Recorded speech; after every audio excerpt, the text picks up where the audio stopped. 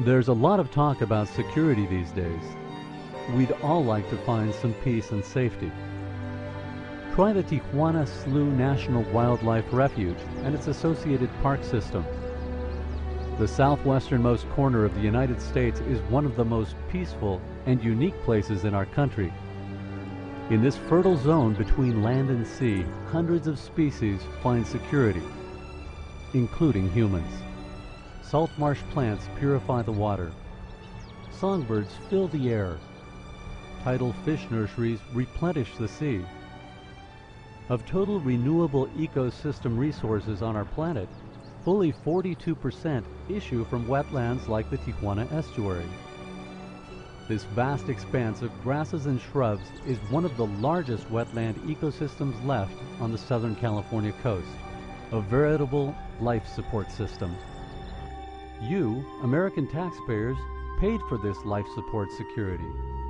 Over the last 25 years, you've paid $500 million to manage and protect these 4,500 conservation acres. In exchange, you've received clean air, clean water, biodiversity, energy conservation, and marine resources at California's southwest border.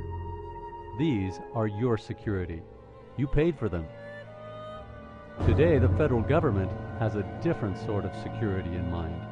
At the behest of the Department of Homeland Security, earth movers are flattening the land between the U.S. and Mexico, scraping a 150-foot wide swath flanked by 15-foot high, pole-mounted fencing of expandable metal mesh. They'd have you believe that this, the triple border fence, will stop this from happening. But how? People can still cross our borders.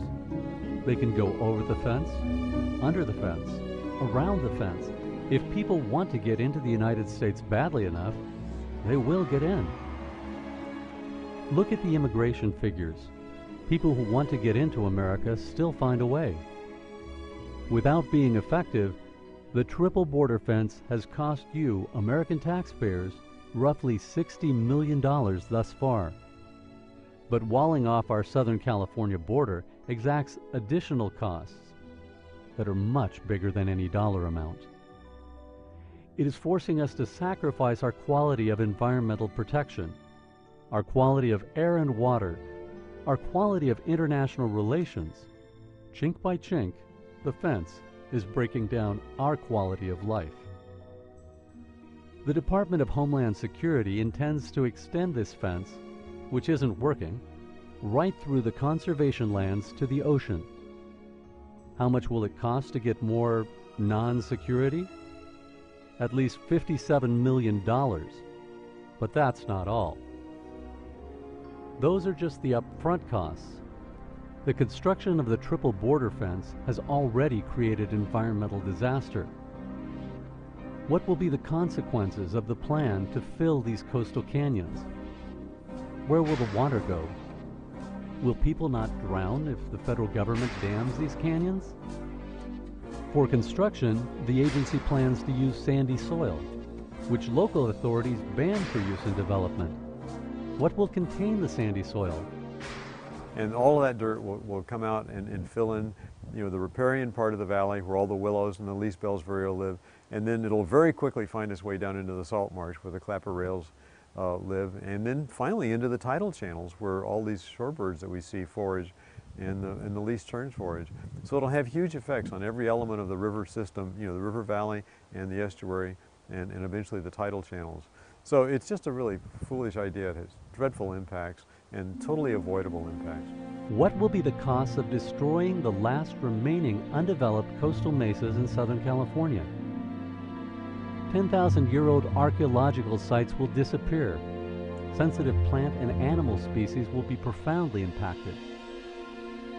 Many of California's legislative leaders are outraged by the plan to extend the triple border fence through this sensitive habitat to the sea.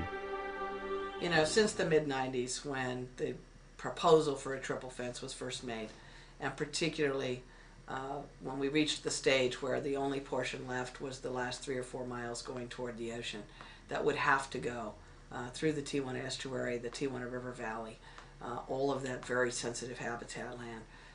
Those of us, local elected officials, have all been unanimously opposed to the construction of this additional barrier for a whole wide variety of reasons. And they have yet to come forward with anything that looks like a practical plan for how to do it in a way that acknowledges the environment that they're trying to go through. And it was in the late 90s when they first proposed doing this that we asked for environmental investigations and reports. We pushed the federal government to do those when they tried not to do them, hoping that they would see, if you had in writing before you the kind of impacts that we know you would have to find if you did the scientific analysis, that they would say, well, maybe that's not such a good idea. The California Coastal Commission is alarmed. They denied the Border Patrol permits. Mexico's President Fox and Tijuana leaders vehemently opposed the triple border fence. 6 environmental groups have filed a lawsuit.